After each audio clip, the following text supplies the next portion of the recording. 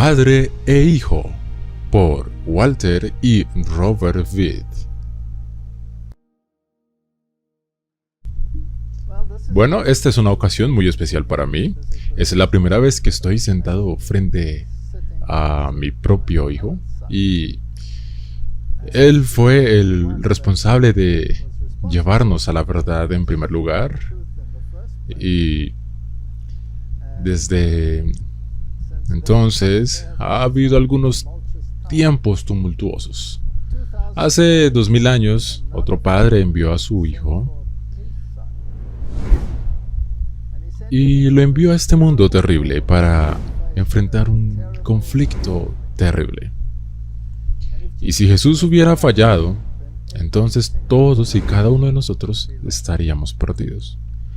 Y cada vez que nace un niño en este mundo, está sujeto a las presiones de este mundo y al conflicto que se libra entre el bien y el mal. Y no sé cuántas lágrimas hay en las botellas de las madres y de los padres, y a veces de los hijos por culpa de los padres, porque alguien ha decidido seguir un camino equivocado. Y Dios, en su sabiduría, nos permite construir caracteres y conocer la verdad y comprarla o venderla individualmente. Porque un padre no puede programar un hijo o una hija, ni una madre puede programar a un hijo o una hija. Solo puede proporcionar influencias. Y la Biblia da una serie de promesas. Educa al niño en el camino que debe seguir, y cuando sea viejo no se apartará de ella. Es una de las promesas. Pero es muy agradable sentarse frente a ti, Robert. Yo también. Durante mucho tiempo no pensé que esto iba a ser una posibilidad.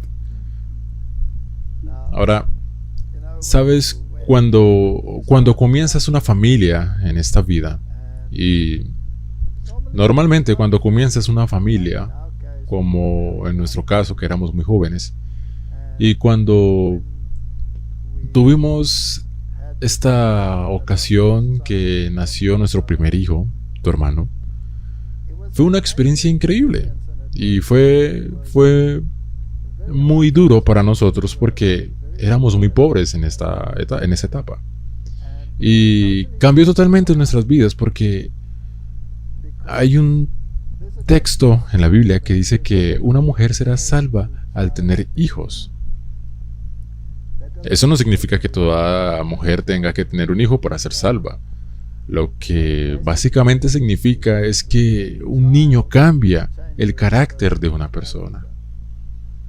Tienes que renunciar a lo que normalmente hacías, tus atributos egoístas. Sí. Y tienes que concentrarte en cuidar este pequeño bulto.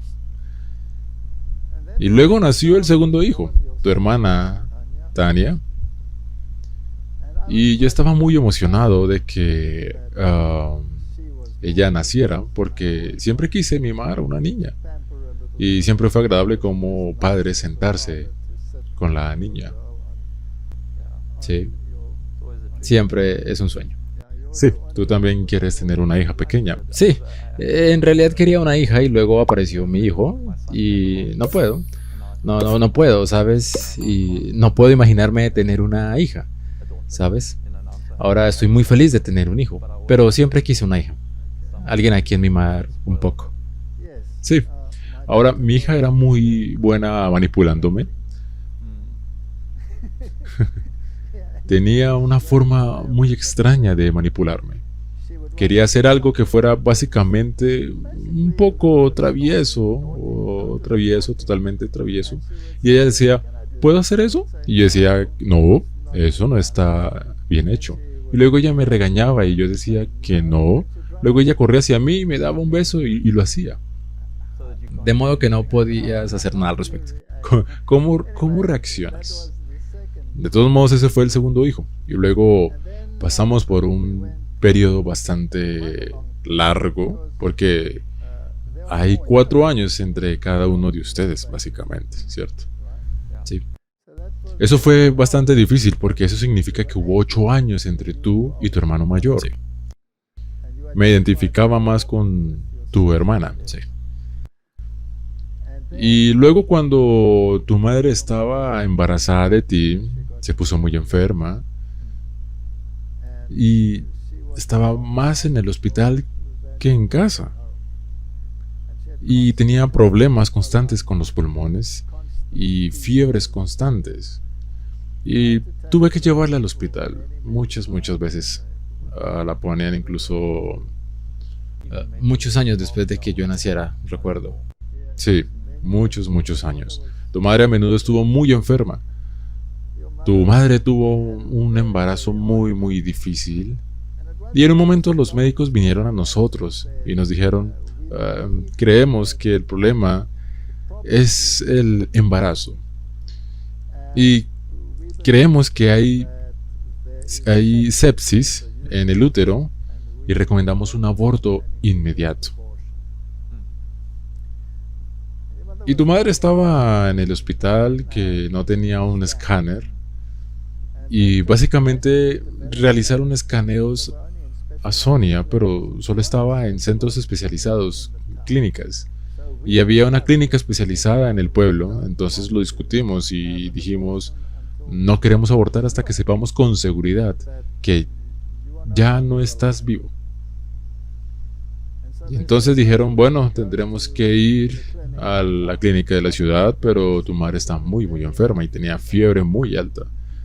Y básicamente la cargué y la llevé fuera del hospital a mi auto, la metí en el auto, la llevé a la clínica y miré la clínica y estaba subiendo un tramo de escaleras. Y pensé para mis adentros que esto no va a ser fácil, ¿sabes? Como la gente cruza el umbral con sus novias, tuve que levantarla así en mis brazos y subí esas escaleras e hicieron un escaneo.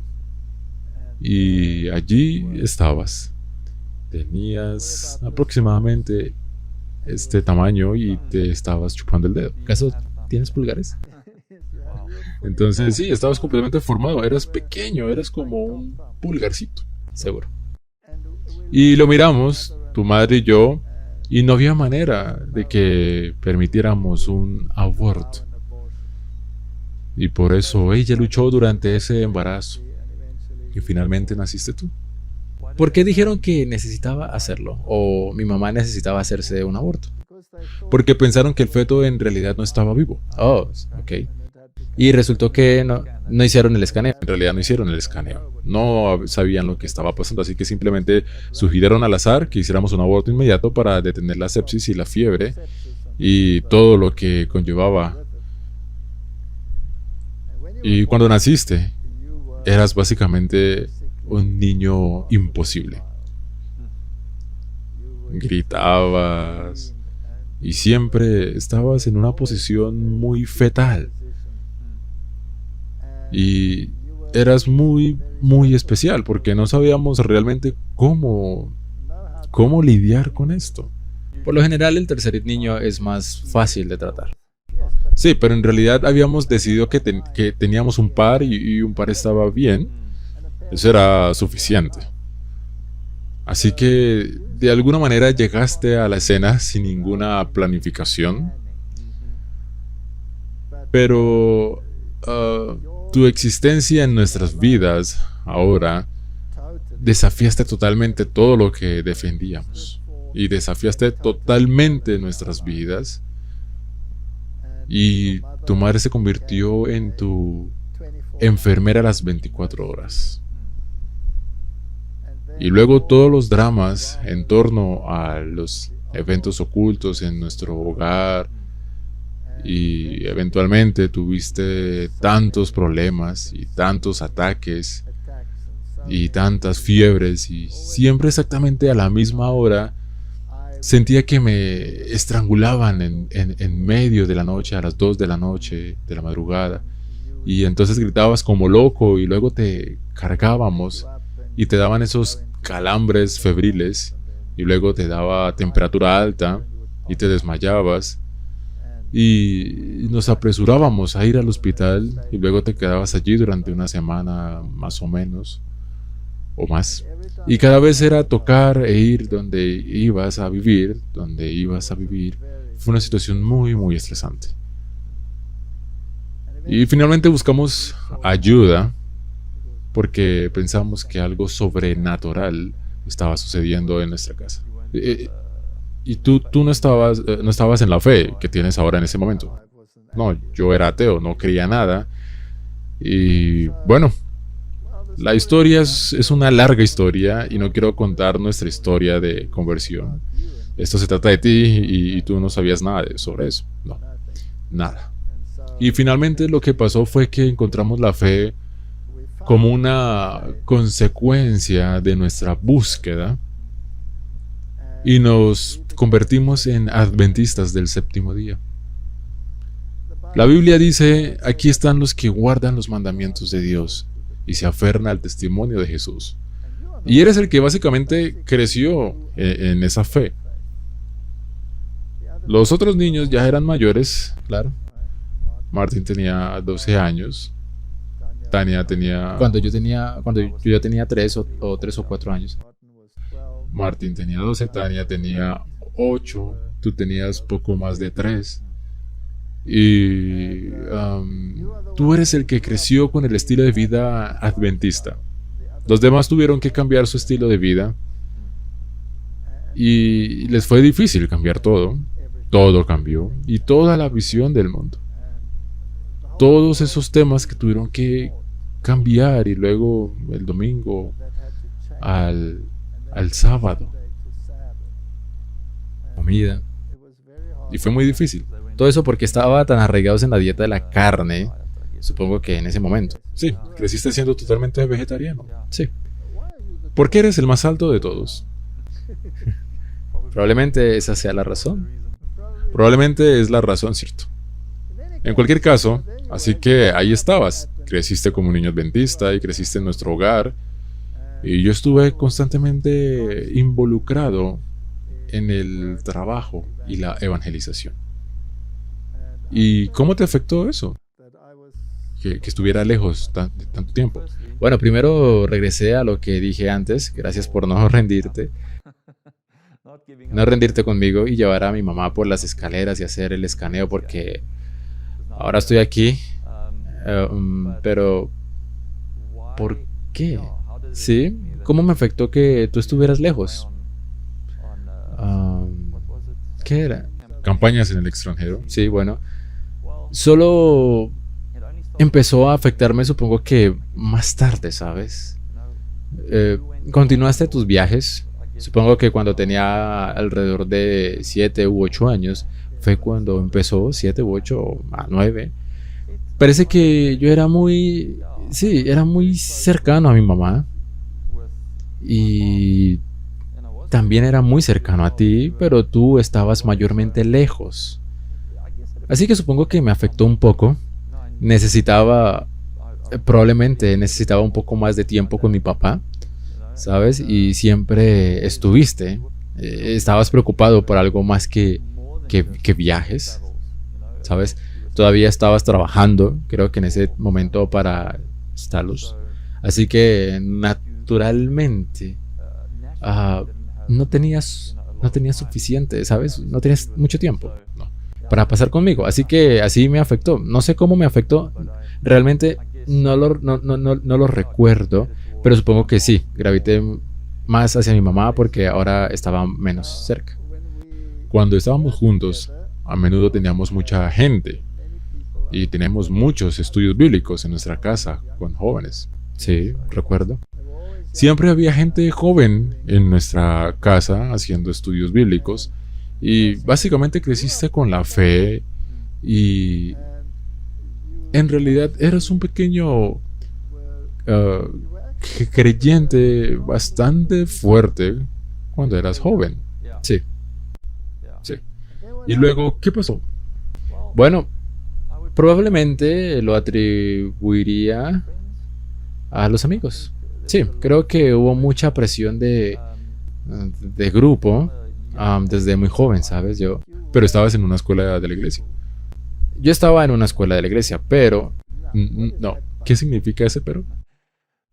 bueno, solo mira a otros miembros de nuestra familia y cómo también fueron tratados en esas dichas escuelas o en esa dicha escuela. Am, si las influencias no eran realmente buenas. ¿Tus amigos eran en gran parte de la fe o en gran medida no eran de la fe? En aquel entonces, bueno, habían amigos, algunos de mis buenos amigos no estaban en la fe, pero la mayoría de mis amigos estaban en la fe. Y sí, estaban en la iglesia. ¿E irradiaban hacia el lado bueno o irradiaban hacia el lado travieso? Al lado travieso, yo diría que sí. Sé que trataste de enseñarme valores y sé cuándo fue, creo que fue cuando tenía 12 o 13 años. Empecé a escuchar música rock y esa también fue ya sabes, mis amigos me hicieron las cintas, eran cintas en ese entonces. Y no estabas muy contento con eso porque obviamente, lo sabes, afecta la mente. Y yo no estaba feliz cuando tiraste mis cintas. Debo decir. Tiré tus cintas. No estaba feliz. Ahora recuerdo que tu hermano mayor también se dedicó a la música y comenzó a tocar la guitarra. Sí. Y empezó a tocar un tipo de música rock muy pesada. En aquel entonces creo que era AC/DC. Sí. Y sí, teníamos algunos libros sobre música rock e intentamos todo para convencerlos de que esto no era el camino correcto a seguir y le dimos los libros para leer y lo interesante es que se suponía que estos libros exponían el mal. Pero sacaron a relucir Sí, así que todo lo que era malo se explicó allí y en lugar de recurrir al bien, en realidad nos animó al mal. los animó a volverse aún peor. Sí. Y luego también entraste en ese estilo de vida. Inicialmente cuando tenía alrededor de 9 años, sé que él escuchaba mala música y en realidad fue un factor de miedo para mí en ese entonces. En realidad me asustaban los tonos y la música y las voces. Pero recuerdo cuando nos mudamos, tal vez saltando hacia adelante, pero cuando nos mudamos a nuestra próxima casa, la casa, después de eso, mis amigos de la iglesia se burlaban de mí porque no estaba escuchando la música popular en ese momento. Y estaban The Leppard y Bon Jovi y todas esas bandas antiguas y eso. Supongo que eso fue lo que me dolió de alguna manera porque, sabes, me sentí excluido. Así que comencé a escuchar la música de nuevo, sabes, a tus espaldas, sabes. Y eso en realidad tuvo una gran influencia en mí, la música. Y luego también comenzaste a tocar la guitarra. Sí, empecé en octavo grado. No, me perdí el octavo y en noveno grado quería empezar a tocar. Y el maestro dijo, en realidad no puedes empezar ahora. Y le dije, por favor, déjame empezar. Y le mostré que podía tocar. Dijo, no tocas bien, pero está bien, te aceptaremos. ¿Sabes? En el grado, ¿qué es? Grado noveno, sí. Y comencé a tocar. Y toqué y practiqué mucho. Porque comencé, no lo sé, comencé a gravitar hacia la música y los sentimientos que se daba. Y todo eso, y comencé a tocar, sí. Y te convertiste en un guitarrista bastante bueno y luego tocaste para una banda. Toqué para una banda cuando era... Y la música siempre era la mejor. Cierto, era la mejor música que puedes encontrar. Sí, no era la mejor, lo era. Fue en secuencia, así que comencé con la música punk, ¿sabes? Es más suave, música más suave, no es hard rock o cualquier cosa. Y tocamos ese tipo de música en la banda. Y fui seleccionado como cantante y guitarrista rítmico. Así que ya sabes, comencé a escuchar más música y luego se volvió un poco más pesada, ya sabes, un poco de rock más duro, de gritos y todo eso empezó a tocar eso en la banda. Y en ese momento, quiero decir que los miembros de mi banda no estaban uno de mis amigos que era de la iglesia, de nuestra iglesia en la fe, y los otros dos no lo eran. Y obviamente comenzamos a pasar más tiempo con ellos y en la práctica de la banda, ya sabes, las chicas comenzaron a unirse y a vernos tocar y solíamos actuar como, ya sabes, las bandas de punk que había por ahí y solían hacer cosas muy interesantes, ya sabes, como ese tipo de cosas idiotas en las que te sientas en un carrito y conduces desde una colina y te caes y se lastiman el uno al otro. Cosas estúpidas que sí, te lastimaste a ti mismo y simplemente te convertiste y el respeto por las personas disminuyó porque solíamos herir a otras. ¿Cuántos años tenías? Tenía alrededor de 17, creo que fue. Creo que me compraste una guitarra eléctrica. Te compré una guitarra eléctrica. Creo que sí. Debe haber sido después o fue mi mamá, no lo recuerdo, pero era roja. Creo que todavía la tengo. No la toco. Ella debe haberte dicho que solo puedes reproducir ciertos tipos de música con ella. No puedo recordar eso, pero creo que fue muy persistente y en ese momento era tan rebelde que creo que sí, fue bastante rebelde en ese momento y creo que ella simplemente cedió y dijo, está bien, puedes conseguir una guitarra. Pero creo que ella también te mencionó, no voy a tocar rock con esta guitarra ni nada por el estilo. Te la compré porque todos mis amigos tenían guitarras y supongo que también eso impregna a mis padres hacia cierto punto. No siempre es fácil con un niño regaño. Está bien, así que dime, ¿sabías que en esa etapa que estabas haciendo mal y sabías cuál era la verdad y simplemente no te importaba lo que pasó? Así que la rebelión realmente entró en acción en esa edad. Así que quiero decir que mi educación fue bastante estricta. Yo diría, sabes, que es bastante estricta. Sabes, habían valores elevados y sabes que guardamos el sábado. Y aunque me explicaste todo eso, no sé si realmente entendí. Ya sabes, desde las raíces, no sé si realmente lo hice. Eso causó rebelión, porque en realidad quería experimentar la vida. Sí. Y estábamos tratando de transmitir estos valores todo el tiempo y tratando de decirte que sabes que tenemos que ser fiel a Dios y cuando miras la Biblia tienes tantos ejemplos de padres hablando con sus hijos. O el rey David hablando con Salomón, ¿sí? Y Dios mismo hablando con Salomón. Y, ¿sabes? Puede que Dios no te hable en una voz audible, pero te habla en esa pequeña voz apacible que se llama conciencia. Y tú sabías la verdad, sabías la manera correcta, pero no lo habías comprado ni hecho tuya, ¿cierto? No. Ahí estaba en una espiral en ese momento. Creo que tenía demasiada curiosidad. Porque salí de ese tipo de entorno, ya sabes, un entorno aislado. Y tú querías... Sí, y...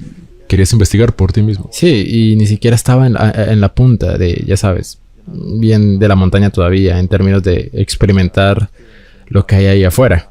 Porque no lo he hecho. Quiero decir... Sí, incluso mis amigos, bueno, esto es ahora, ¿sabes? Hice muchos amigos mundanos en ese momento y ellos, a los 16 años, se les permitía beber en casa, ¿sabes? Bajo supervisión. Así que de vez en cuando iba y, ¿sabes? Tal vez tomé uno o dos o simplemente lo experimenté con ellos. Así que comencé a sentir que la forma en que me trataban en casa era quizás demasiado dura. Demasiado estricta. Demasiado estricta, sí. Recuerdo que, por supuesto, fuimos los primeros en ser casi totalmente veganos y vegetarianos.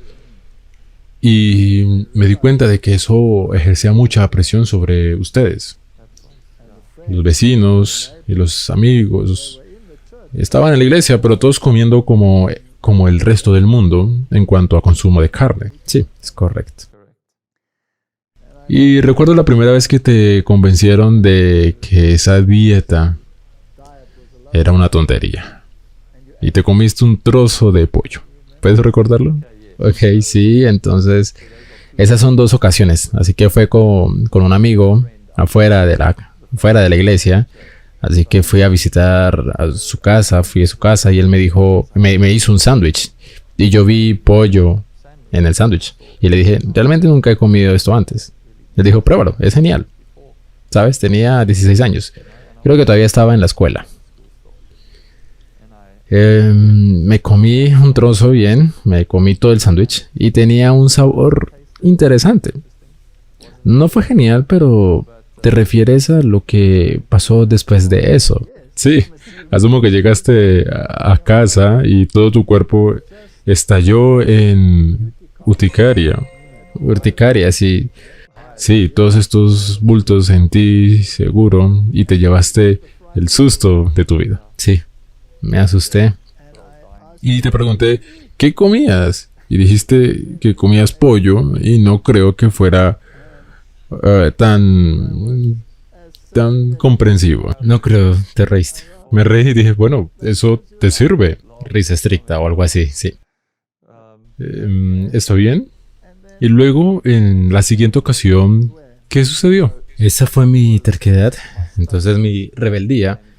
Y mi terquedad fue lo que voy a hacer otra vez y yo sí, sabes, yo creo que no puedo recordar dónde ni cuándo, pero creo que salí con mis amigos y comí pollo otra vez. Y aquí que al día siguiente lo tenía otra vez. Los bultos, lleno de bultos. Lleno de bultos, sí. Parecías un monstruo marino. Y fue peor, quiero decir, en realidad fue bastante serio. Sabes que hubo momentos en los que no podía respirar.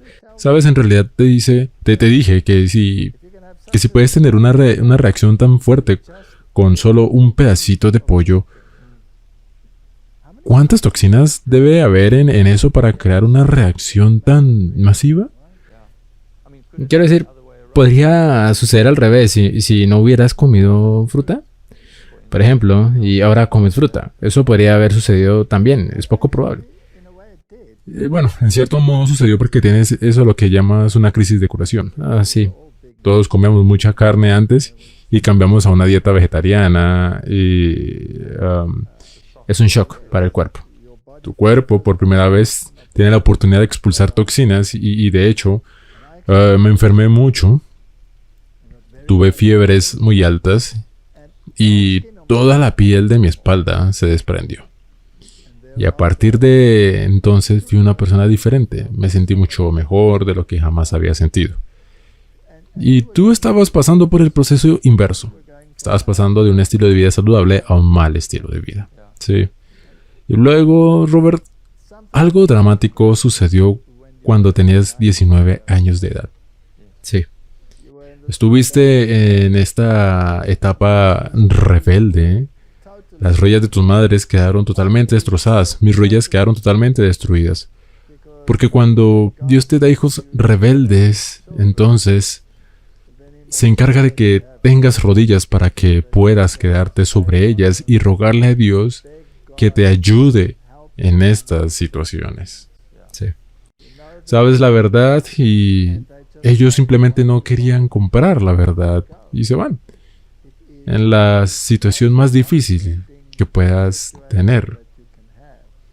Sí, en realidad estaba en un lío en ese momento porque no había estudiado y mi mamá también se fue.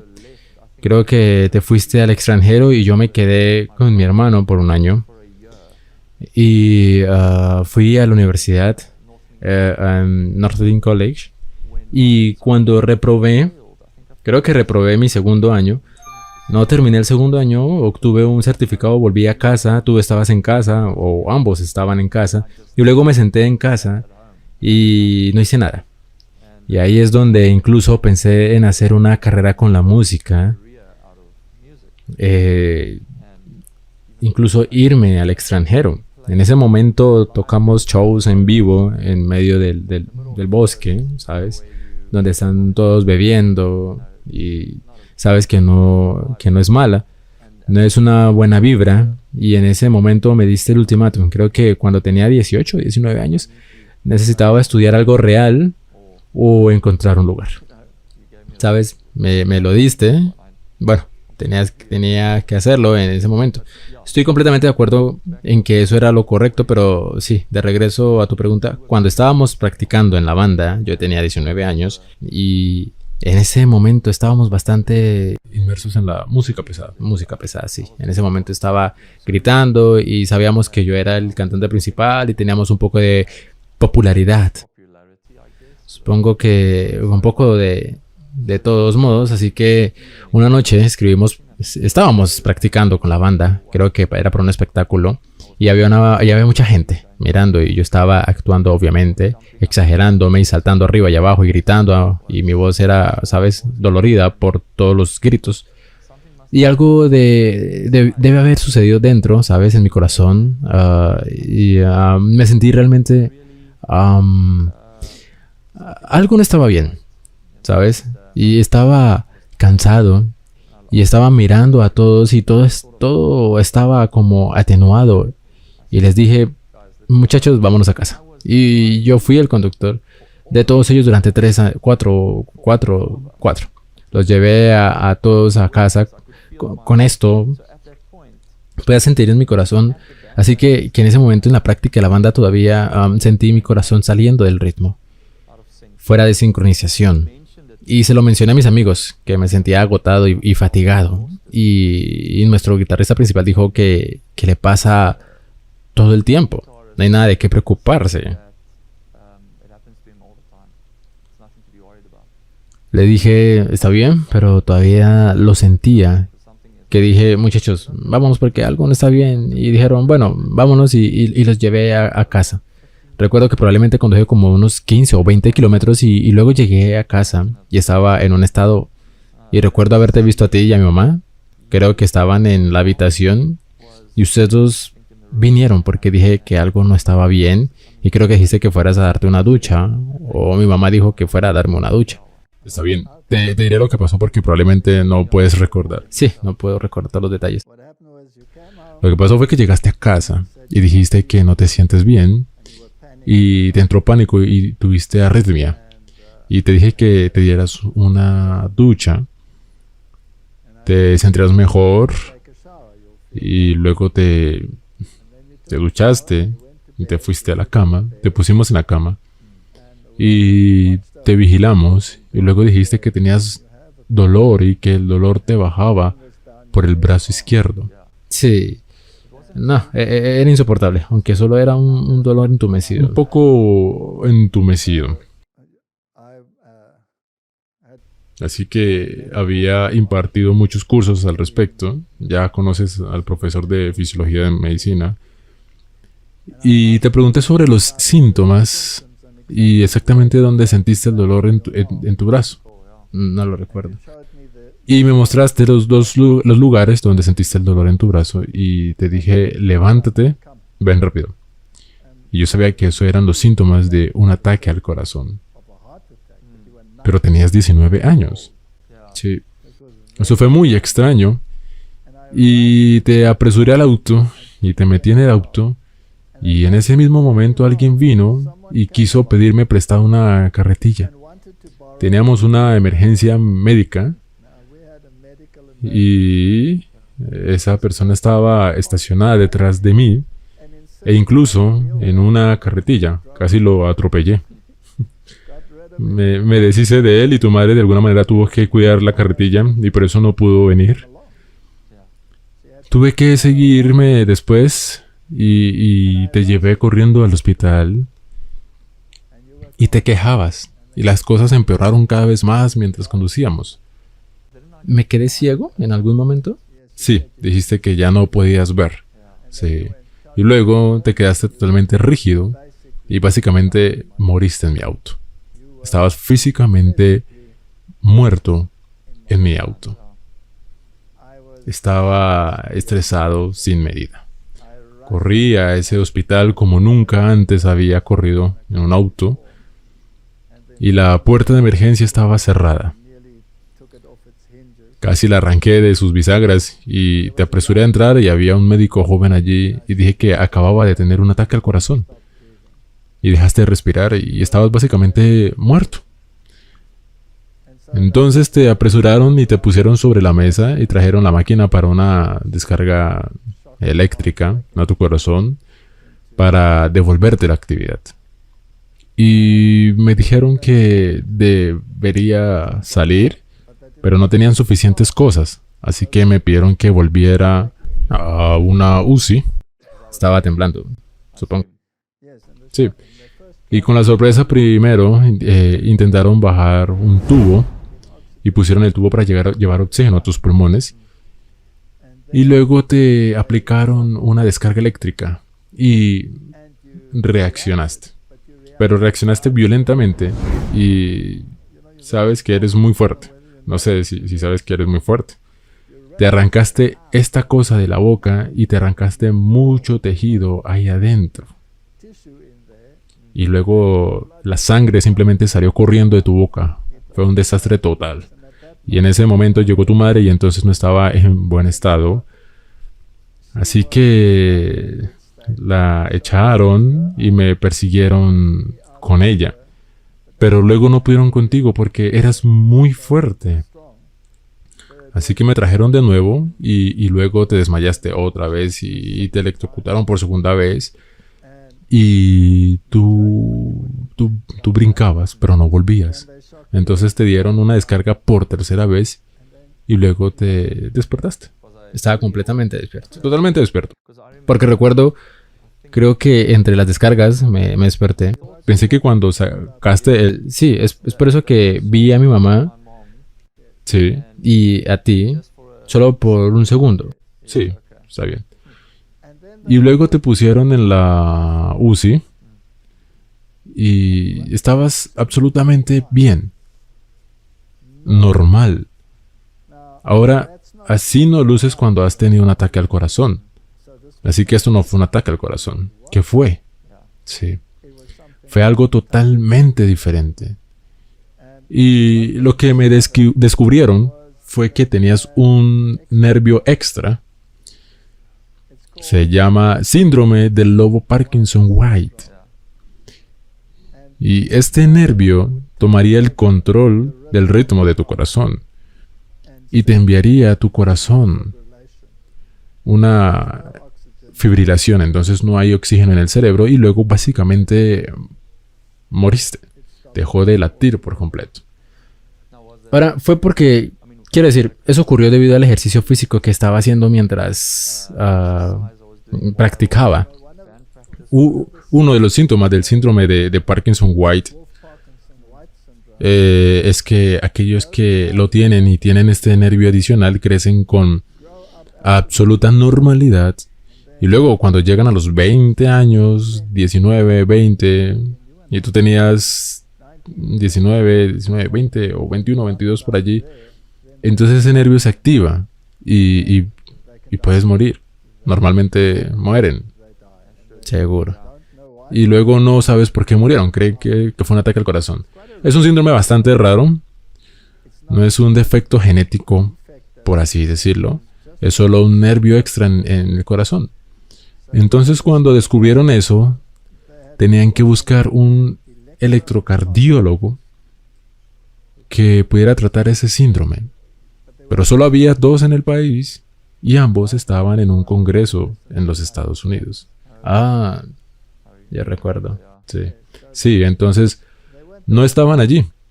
Así que ahora solo regresarían en una semana. Por lo que el hospital dijo que debemos llevarte a casa. Sí. Y debemos monitorearte 24/7. Y ante la más mínima posibilidad de arritmia, tendríamos que llevarte rápidamente al hospital en caso de que tuvieras que volver a un desfibrilador. Y así hicimos una cama al lado de nuestra cama y tú dormiste a mi lado, ¿recuerdas? Sí. Y cada 5 minutos por la noche miraba y me recordaba cuando eras un bebé. Y, ¿sabes? En circunstancias como esas, rezas como loco. Y no estabas en un buen lugar. Estabas haciendo todo lo que estaba mal. Sé que cuando estás en una situación de banda, entonces llega la bebida y luego llegan las drogas. Y, no quiero entrar en todos los detalles, pero eras un niño travieso. Sí, lo era. Quiero leerte un verso que nos sostuvo. Está en Isaías, capítulo 49. Y los versos 24 y 25. Y tu madre y yo reclamamos esta promesa tantas veces. ¿Será quitado el botín al valiente? ¿Será rescatado el cautivo de un tirano? Pero así dice Jehová, ciertamente el cautivo será rescatado del valiente y el botín será arrebatado al tirano. Y tu pleito yo lo defenderé. Y yo salvaré a tus hijos.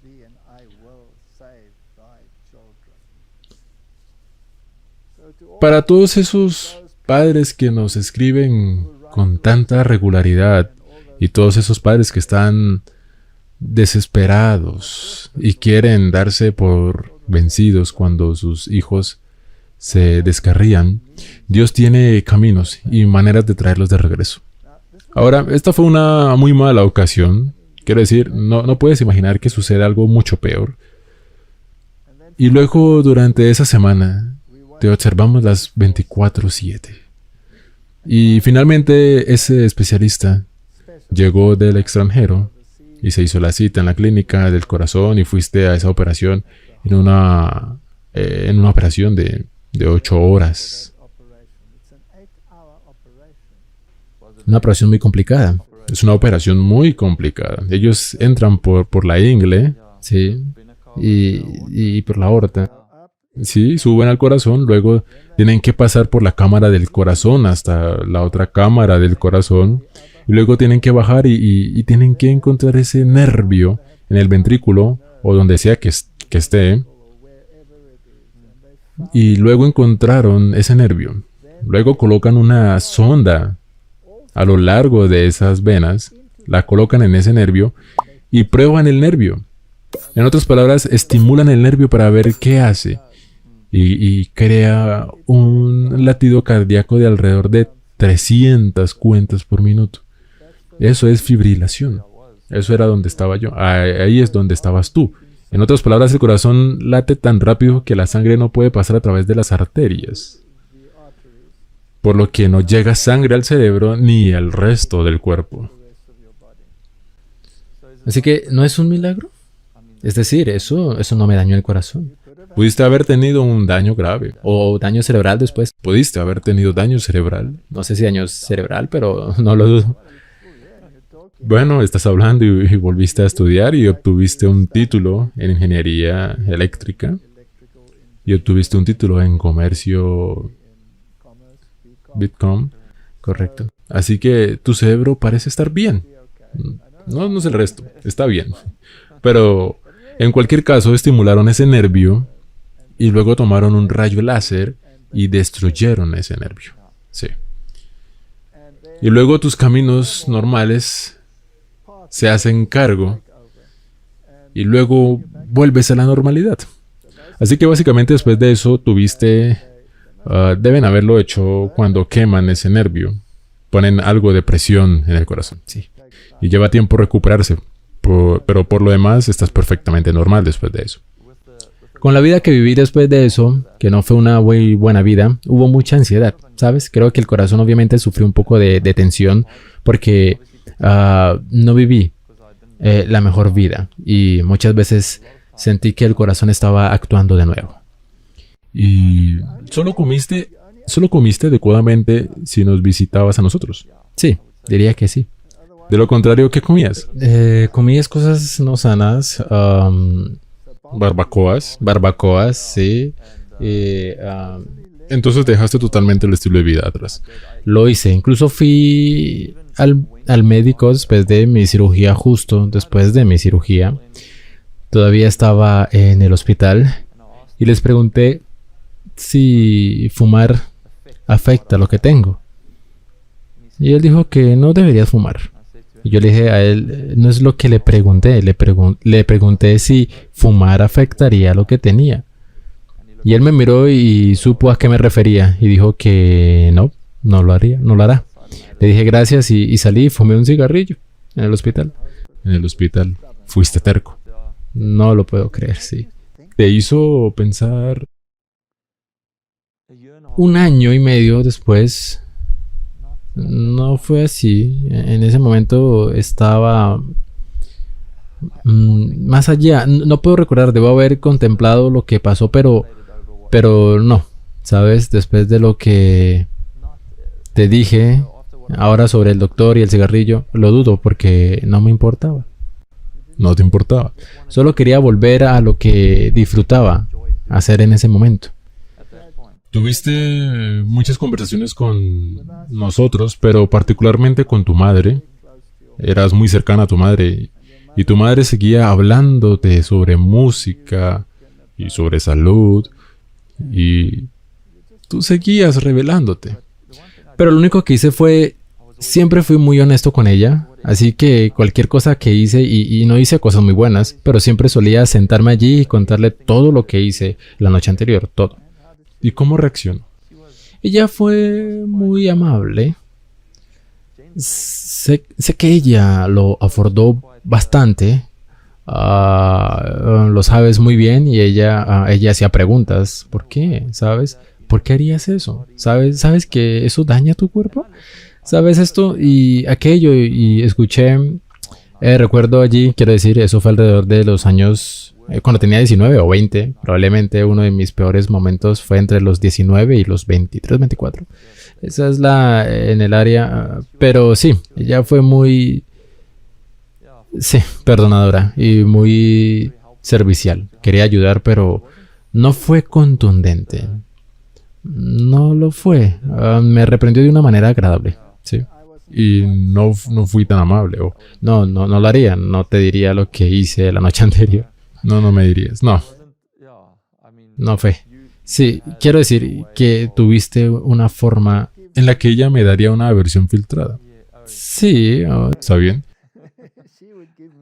Ella me daría la versión filtrada porque quería protegerte.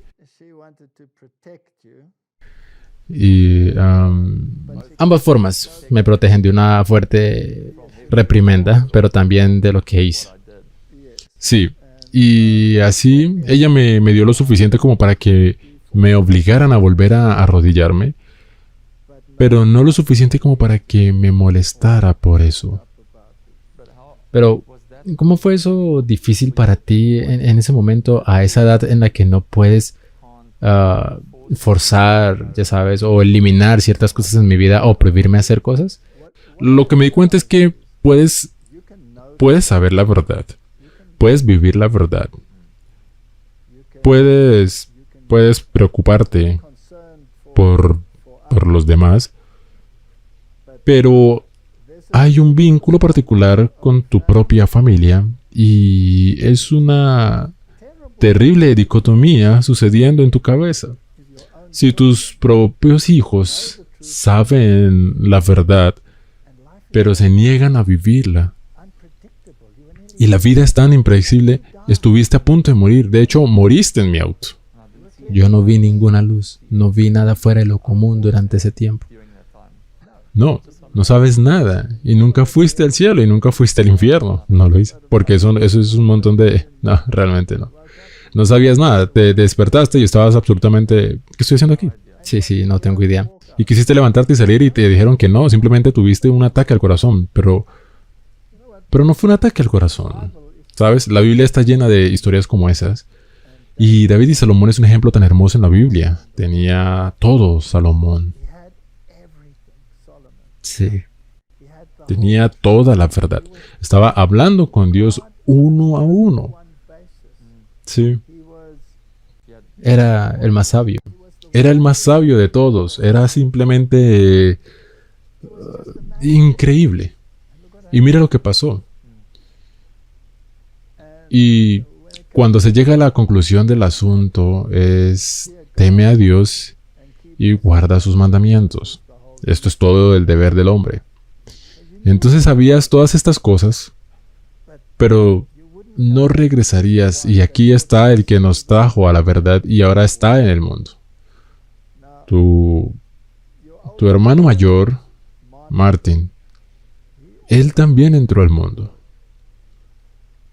Tomó un rumbo diferente, pero fue diferente. La rebelión sí. Y él también tiene un alto nivel educativo y es médico hoy y todas esas cosas. Y sabe la verdad y todo lo que está involucrado con ella. Pero abrazarla en su totalidad o simplemente saberla, eso, y estar involucrado en eso es una gran diferencia, sí. Y ahí estabas y estabas pasando por esta etapa rebelde. ¿Y cuántos años duró? Duró entonces... Me bautizaron a la edad de 21 años. Sí, lo recuerdo. ¿Quién te bautizó? Fue un viejo gruñón. ¿Te refieres a mí como un viejo gruñón? Solo estoy bromeando, solo estoy bromeando, pero sí, me bautizaste. Ok, ahora, ¿cómo crees que me sentí al saber que eras tan rebelde? Y aquí vienes al punto en el que dijiste que querías ser bautizado. Me viene a la mente el hijo pródigo. Eres un hijo pródigo que llegó a casa. Sí. Pero solo te quedaste un rato e hiciste una vuelta y regresaste. Sí. ¿Por qué? ¿Por qué?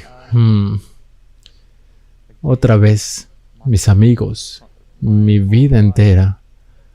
Contigo viajando, y no es culpa tuya ni de mi mamá, pero yo estaba solo.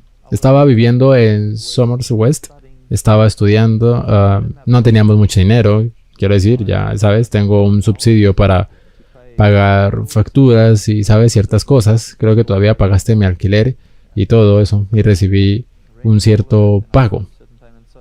Pero ya sabes, en nuestro país es bastante normal para los jóvenes que están en la edad universitaria estar separados de su familia. Tu madre tuvo que irse de casa cuando tenía 17 años y básicamente fue arrojada al mundo. Sí. Así que cuando llegas a esa edad, vas a la universidad y ves albergues y arreglamos que pudieras quedarte con personas muy fieles en esa etapa y tenías tu propio pequeño apartamento y te apoyamos, pero sí, tuviste la oportunidad de trabajar con la gente de la iglesia, pero elegiste a los demás. Lo hice, pero teniendo en cuenta que recién comencé a rebelarme cuando realmente tenía 18 años. Y aparte de la banda, quiero decir que había una cosa secundaria que no era una rebelión real. Eran 18 y 19. Tuve un ataque cardíaco y 20. Comencé a experimentar y 21. Dije, necesito detener esto. Sabía cuál era la verdad. Y ¿no oraste? No oré tan fervientemente como lo hago ahora. No tenía esa conexión. Pensé que era súper, ¿sabes? Lo que tenía en realidad era un tipo de fe muy superficial en ese momento. Y mis amigos de la iglesia también fueron bautizados, pero todos estábamos en el mismo clic, ya sabes. Y este clic, mis amigos de la iglesia, nosotros, ¿sabes? Nosotros, ¿cuál es la palabra que difundimos en el mundo? Y teníamos muchos amigos en el mundo. Y esa presión de grupo hizo que todos nos mantuviéramos unidos y nos moviéramos juntos. Así que para mí dejar a mis amigos de la iglesia y luego perder a mis amigos mundanos fue demasiado para soportar. Recuerdo que después de ser bautizado, uno de mis amigos, Jeremy Storley, en realidad fuimos y llevamos a cabo estudios bíblicos para nuestros amigos en el mundo. Estudios bíblicos reales, los teníamos anotados y teníamos marcadores en todas las partes de la Biblia y solíamos pasar de una página de un párrafo a otro y de un libro a otro y dábamos estudios bíblicos exhaustivos. Y luego de eso no se asentaban, nunca se asentaban.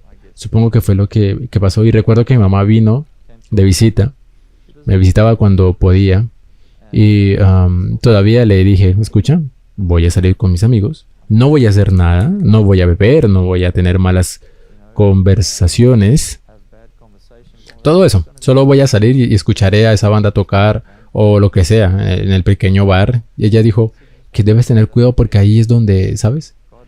Dios, ¿sabes? No puede o ayudarte, ¿sabes? Él no puede permanecer contigo realmente en ese... Permanecer es la palabra incorrecta, pero esa no es ahí es donde está Satanás y sus ángeles. Y mientras entras allí, no había estado en ese tipo de escenas durante mucho tiempo. Así que fue realmente extraño. Entré allí y entré y me sentí fuera de lugar.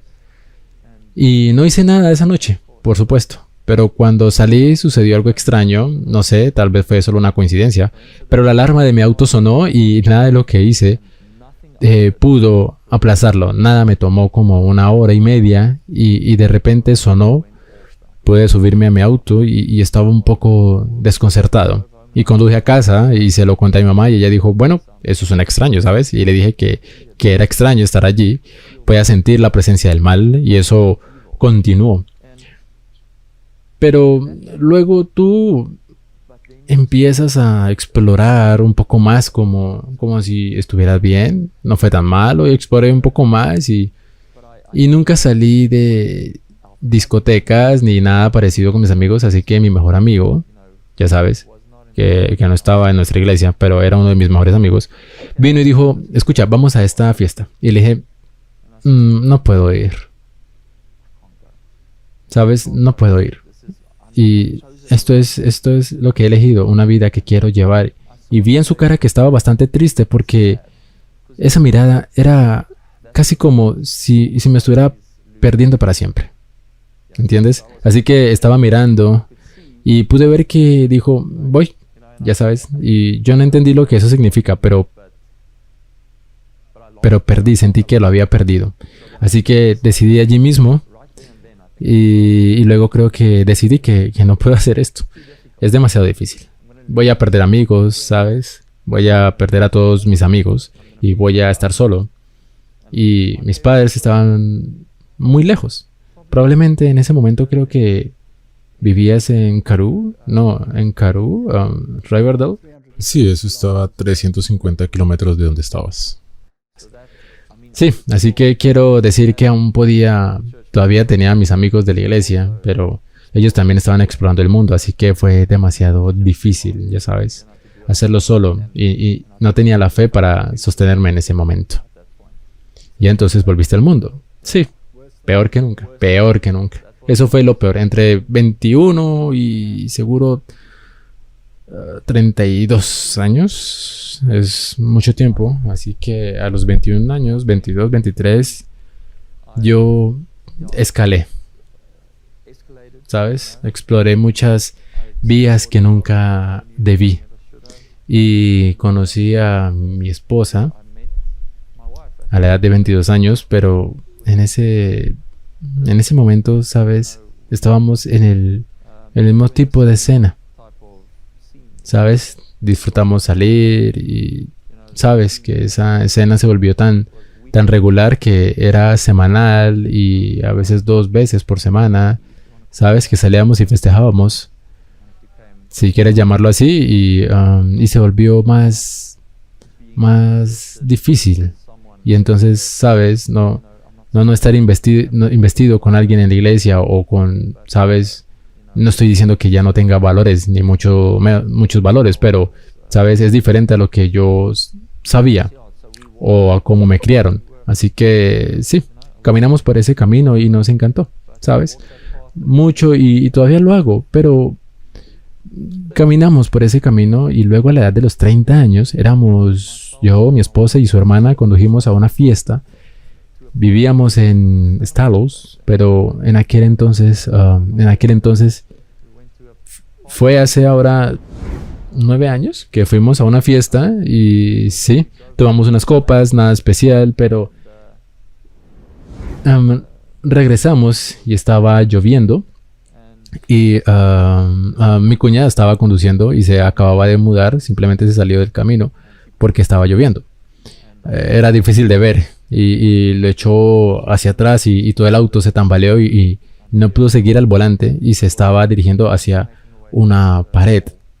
Había una pared al costado de la carretera, pero era un trozo de acera bastante alto y lo retiré para no golpearlo a 110 kilómetros por hora, así que hicimos rodar el auto y fue intenso. Todavía recuerdo la caída. Primero rodó hacia mi lado y rodamos más de 5 o 6 veces y golpeamos la barrera y rodamos por encima de la barrera y estaba en el techo y salieron ilesos. No les pasó nada. Tal vez algunas marcas aquí y allí, pero salieron del auto, se arrastraron y yo me quedé atrapado adentro. Y en ese momento... ¿Tu pie no atravesó el parabrisas? Sí, de alguna manera mi pie salió por el parabrisas y se atascó. Así que no pude salir, se atascó, todo el peso del auto estaba sobre mi pie. Así que sí, no oré ni nada de eso. No estaba en esa mentalidad en absoluto. Toda esa década fue un desastre, supongo, si lo miras desde ese punto. Pero salí, tuve algunos moretones y me rompí los ligamentos. Y no me rompí nada. Pero el caso es que hasta ese momento estaba tan profundamente atrapado y perdí mi trabajo. No me despidieron, pero me despidieron de Mixit en la plataforma de redes sociales y estaba deprimido. Y hablé mucho contigo y con mi mamá, mucho con mis padres. Y en ese momento nuevamente decidí que tal vez sabes que esto es demasiado difícil. Necesito volver a Dios. Y esa es la segunda vez que lo decidí. Y comencé a leer y comencé a ver videos y me molestaron mucho. Y simplemente ignoré eso. Pero me molestaron mucho, e incluso mi familia. No es una familia de sangre directa, pero sí una. Y otra vez fue demasiada presión. Teníamos tantos amigos, 40, 50 amigos, donde, ya sabes, y yo tenía en ese punto casi una esposa también, todavía saliendo con ella obviamente, y luché y fue más como una exploración y lo mantuve con los brazos extendidos. Ya sabes, la fe porque no salté, ¿sabes? Porque no llegué hasta el final. ¿Sabes? Que Satanás me alejó de nuevo. Y luego te casaste. Luego yo me casé a los 32 y luego Nació tu hijo. él nació a los 35, cuando yo tenía 35. Creo que es exactamente la misma edad que tenías cuando yo nací. Tienes razón. Entonces tenías 35 años, vivías en el mundo, tocabas en esas bandas musicales y todas estas cosas. Vivías un estilo de vida equivocado y luego nació tu hijo. Era un hijo muy difícil. ¿O muy fácil? Era un tipo diferente de pez. Era muy difícil para, ¿sabes? No entendía cómo manejarlo o cómo ayudarlo porque era... Quiero decir, mi esposa estaba muy deprimida porque él tenía muchos cólicos. Ella tenía muchos cólicos, 5 meses de gritos. 8 horas al día, si no más, y nos turnábamos. No, realmente, en realidad ambos dormimos abajo en los sofás y él en el medio, y tuvimos que despertarnos cada hora. Y en un momento, es casi similar a lo que me pasó a mí, supongo, pero él simplemente se volvió loco y no pude lograr que dejara de gritar. Y se estaba poniendo azul casi, ya sabes. Y yo me subí al auto y lo llevé rápidamente al hospital. Y lo calmaron y pensé, sí, no quiero vivir este tipo de vida. No lo traté como debería tratarlo un papá. Todavía recuerdo, ¿sabes? Él me frustró tanto, así que sabes que yo tampoco sabía que no tenía conexión con él y no puedo hablar por mi esposa, pero quiero decir, ambos luchamos con esa conexión.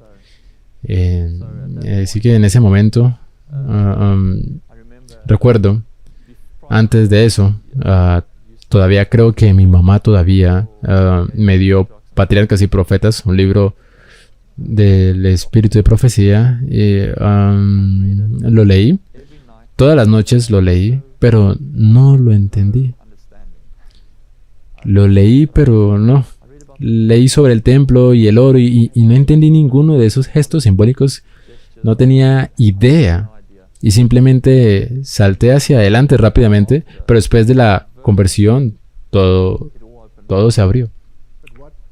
Pero lo que creó la conversión, Sí, la conversión fue que no tenía otro lugar donde ir. ¿Sabes? ¿Sabes que yo voy a Dios o es que me escapo de mi familia, por así decirlo? O encuentro una solución. Entonces la solución fue, veamos qué Dios tiene para decir. si Dios puede ayudarte a salir de esto. Dios puede ayudarme a mí a salir de esto porque en ese momento tenía un trabajo decente todavía. Sigo en lo mismo con la misma empresa, pero en eso también se estaba deteriorando completamente mi trabajo. No podía dormir y porque he vivido esta vida, estaba muy impaciente. No podía lidiar con este niño, solo quería sacarlo del camino, ya sabes. Y no quería sentirme así, quería ayudarlo. Así que pensé que tal vez por todo lo que pasó, he aprendido a lo largo de los años de ti y de mi madre y de, sabes, la iglesia. Supongo. Y simplemente por estar integrado mientras crecí, decidí que esto tenía que decir. De alguna manera esto tiene que funcionar. Así que fui y me arrodillé y le dije, está bien, te daré mi vida si me ayudas. ¿Sí? Y tal vez unos días después de eso sentí como si me hubieran quitado una carga. Y lo intenté entenderlo y creo que te hablé un poco sobre ello. Y curiosamente, suficiente a través de los años. Durante ese tiempo, creo que en 2015, realmente me llamaste y me contaste sobre los eventos que estaban sucediendo. Laudato Si y la encíclica y todo eso. Y estaba semi-interesado, deseoso de escucharlo. Estaba bien. No fui completamente rebelde, ¿sabes? En ese periodo, yo todavía en mi estado de ebriedad. A veces predicaba a mis amigos. Y ellos lo disfrutaban porque yo estaba en la misma burbuja. Tú seguías en la misma burbuja, pero estabas saliendo de ella. Sí, ellos me escucharon y fue interesante, pero sabes, obviamente se desvaneció porque no es así como se predica el evangelio. Pero sí, en ese momento, sí, yo cuando hablé nuevamente, entonces, porque entregué mi vida a Dios, las cosas comenzaron a tener sentido. Y esto fue interesante. Y fue aterrador, pero también fue esclarecedor e interesante. Así que decidí armarme con conocimiento. Y eso es lo que hice, ¿sí? Y ahora has vuelto a donde estabas cuando eras niño.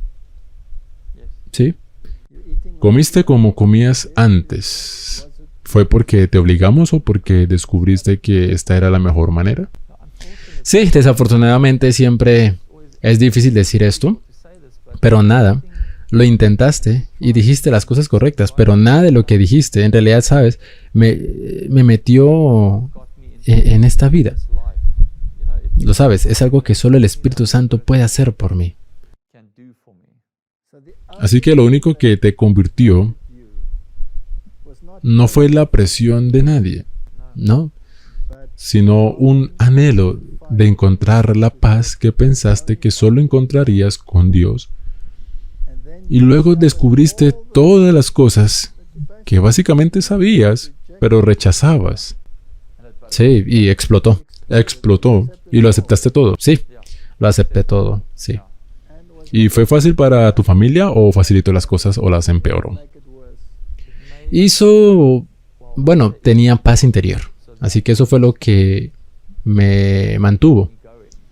Hubo momentos en los que me dije a mí mismo y a Dios, voy a huir de nuevo, ¿sabes?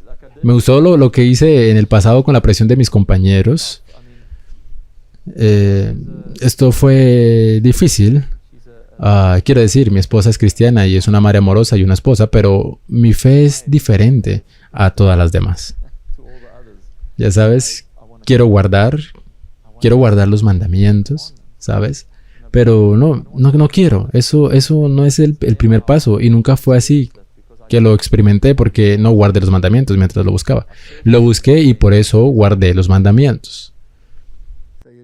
Así que no guardaron los mandamientos para estar en su lado bueno. No, para nada. Todavía estaba fumando un cigarrillo mientras leía la Biblia. Y después de un tiempo estaba leyendo la Biblia y el cigarrillo no estaba en la mano. Entonces, ¿quién te cambió? Dios me cambió. Dios te cambió, sí. A veces no importa cuánta predicación recibas. Es algo que depende totalmente de Dios. Sí. Cambiar. Como Jesús le dijo a Nicodemo, sabes que el viento sopla y no sabes de dónde viene, no sabes de dónde va, así es como me sentí. Ahora te lo diré desde mi perspectiva. Oramos mucho por ti y reclamamos estas promesas que encontramos en la Biblia. Y a menudo le dijimos a Dios, ¿sabes? Este es quien nos trajo a la iglesia, para que Él se quede atrás. No quiero ir al cielo si ninguno de mis hijos no está allí. Todos sois absolutamente iguales para mí, en términos de eso. Pero existía esta relación especial debido a todo lo que pasamos contigo. ¿Y este iba a quedarse atrás? Fue muy, muy difícil, pero seguimos orando y quiero alentar a las personas a que no se rindan, nunca se rindan. No importa cuán rebelde sea su hijo, no importa lo que pase, simplemente nunca, solo siga orando. Y no hubo influencia directa sobre mí. Y si hoy es como padre, como hijo, porque crees exactamente como yo creo, estoy tan asombrado de que debas creer exactamente como nosotros creemos. No por ningún adoctrinamiento, porque te niegas a aceptarlo de todos modos, ¿sí? Sino porque Dios te llevó a ello. Y luego comenzaste a leer la Biblia y comenzaste a leer el espíritu de la profecía y se convirtió en alimento para ti, ¿verdad? Lo experimenté por mí mismo y discutiré ciertos puntos y recuerdo que tú y yo teníamos puntos que discutíamos a veces. Y Salomón se extravió. Así es. Se extravió, ¿verdad? ¿Regresó? Sí. Sí, regresó, justo a tiempo. Sí. Ahora creo que estamos viviendo muy cerca del fin de las cosas. Y creo que Dios quiere llevar a la humanidad con un mensaje poderoso y llamarlos a regresar. No hay mucho tiempo, no. Y este sábado darás muchos estudios bíblicos y diste muchos estudios de escuela sabática, pero esta será la primera vez en tu vida que estarás predicando un sermón, ¿no es cierto? Correcto. ¿Cómo te sientes al respecto? Inicialmente, cuando me pidieron que predicara, estaba muy nervioso porque esto es solo otro hito, ¿sabes? El estudio de la Biblia es exactamente, no es exactamente el mismo tipo de cosas, pero un sermón es algo a lo que siempre has aspirado. pero, pero nunca pensé que alguna vez llegara allí, por lo que es un gran honor hacer esto para Dios, para dedicar un mensaje. Eso es muy importante para este tiempo del fin. Ahora, este pequeño tuyo tiene... ¿cuántos años tiene ahora? Ya casi tiene 4. Está cumpliendo 5. Va a cumplir 5. Y él era un niño muy complejo. Mucho, todavía. Y ahora tienes esa relación absolutamente cercana con él. Bastante, sí. ¿Y piensas a menudo en eso de que este niño te trajo de vuelta a la fe? Lo hago. Todos los días, sí. ¿Y cómo te sentirás si lo vieras extraviarse? Oh, sería una calamidad. Sería una calamidad, ¿verdad? ¿Y cómo te sentirías si supieras que no hay nada que puedas hacer para evitarlo, excepto nutrirlo con la verdad y esperar que lo conserve? Esto es muy difícil. ¿Cómo crees que Dios se siente? Supongo que casi es como te sientes tú también, ¿no? O sientes. Eso es a lo que estoy tratando de transmitir. Ahora, aquí está esta famosa imagen de una forma moderna de cómo se siente Dios. Imagina que todos aquí abajo es un hijo de Dios y la mayor parte del mundo se ha descarriado y está viviendo de la manera en que tú viviste. ¿Sí? Imagina cómo se siente. No puedo imaginarlo, porque su amor es... mucho más alto que nuestro amor. ¿Cómo te sentirías si algo le pasara a tu pequeño? Ahora quiero decir, te observo y observo lo cerca que estás de él y pienso, y gracias a Dios por ese niño. Tuviste el problema del corazón, volcaste ese auto, podrías haber estado muerto. Tuviste otras operaciones serias, recuerda esa operación en tu mandíbula, que fue una operación horrenda. Estaba de vuelta junto a tu cama. Junto a mi cama, cuidándote, y de alguna manera tú fuiste quien nos trajo a la iglesia. Y de alguna manera Dios, en su misericordia, te trajo de vuelta. Y, por supuesto, oro para que te quedes. No, ni siquiera puedo imaginar volver a esa vida. No quieres y saliste de la ciudad. Sí. Ubicado de regreso al país. Al país, sí, siquiera de vuelta, ni siquiera de vuelta. Sí, al país. Y dejaste toda esa vida atrás. Sí, ese fue un paso de fe, el cual, sí, estoy feliz con Dios. Y en tu intención no solo entregar tu vida a Dios como lo has hecho, pero es tu intención ir y predicar para Dios. ¿No es así? Y eso ha sido difícil porque no soy bueno. No he sido bueno, o eso es lo que pensé, que sabes, frente a multitudes y todo ese tipo de cosas. Así que decidí cuando di mi testimonio hace 2 años que simplemente voy a decir que sí. Y realmente fue una lucha. Y la primera vez que tuve que hacer un estudio bíblico fue un día en el estudio bíblico. Fue solo un día. Oh, ni siquiera podía imaginarme haciendo un día, así que hice un día y luego hice 2 días y luego, ya sabes, entonces di un estudio bíblico completo y no lo podía creer. Así que Él te encuentra donde estás y te levanta. Bien, ¿cuáles serían tus últimas palabras de aliento para los jóvenes que están en esta misma situación que tú? Siempre digo, solo confía en Él. Ya sabes, confía en Él, incluso si no lo conoces. No entiendes dónde estaría tu vida después de que te comprometes con Él. Solo pídele, solo confía en Él y ten fe en que tú y tu vida será mejor. Tendrás pruebas, pero tendrás una nueva vida y Él te cambiará. Él te hará cada vez mejor y una nueva persona.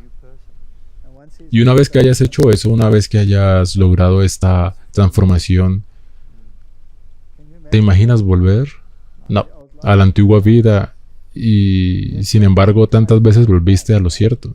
¿sí? Pero esta vez algo cambió, Sí, se solidificó.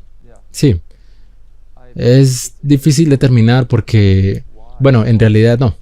Ya sabes, creo que si mi hijo no hubiera nacido, las cosas podrían haber sido diferentes. De verdad creo que Dios también necesita, ya sabes, Él también llama, obviamente, necesitas abrir la puerta. Cuando la Biblia dice que una mujer será salva al tener hijos, puedo decir que un hijo también puede ser salvo o salvado a través de la maternidad. Bueno, sabes, Robert, estoy muy agradecido con Dios que estés sentado aquí hoy y creyendo, no porque te lo inculcamos, sino porque lo descubriste nuevamente por ti mismo. Y cuando realmente pediste ayuda, te diste cuenta que Dios es un Dios que cumple sus promesas. ¿Sí? Y eso sí, significa que Él cumplirá sus promesas durante todo el tiempo que tenemos por delante y que nos dirigimos a tiempos difíciles. Así es. Y que Dios te use en el futuro para llevar la verdad a las personas. Y que nunca renunciemos a nuestros hijos y que nunca nos rindamos con la humanidad. La humanidad está en el mismo barco en el que Él estaba. La humanidad a menudo está en un barco peor que en el que Él estaba. Pero si oramos y buscamos a Dios, Él nos ayudará. Cumplirá su promesa. Cumplirá su palabra. Sabes, Robert, creo que la oración te trajo de regreso a donde deberías estar. Y no porque tengas que hacerlo ahora, sino porque quieres. Y estoy agradecido por todas estas oraciones, porque sé que las oraciones intercesoras son muy vitales. Sabes que son poderosas. ¿Sí? Así que me gustaría orar por ti, por nosotros, y por todos los padres y todos los niños que están luchando con situaciones similares. Oremos.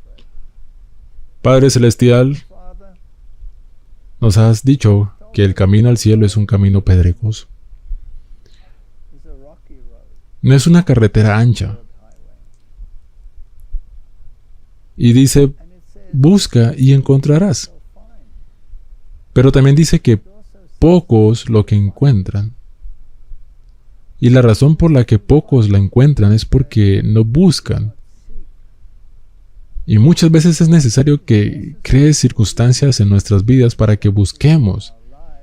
Y si un problema del corazón no funciona, y un auto en marcha no funciona, y ninguna de estas cosas funciona, entonces a veces crea situaciones que nos desesperan tanto que clamamos a ti.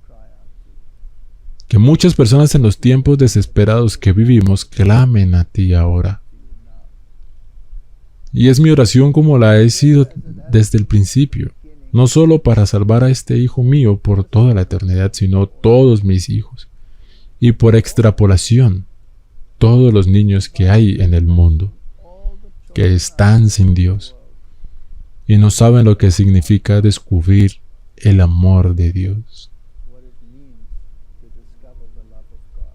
Esa mano que baja del cielo siempre está dispuesta a agarrarnos y sacarnos del atolladero en el que nos hemos enredado.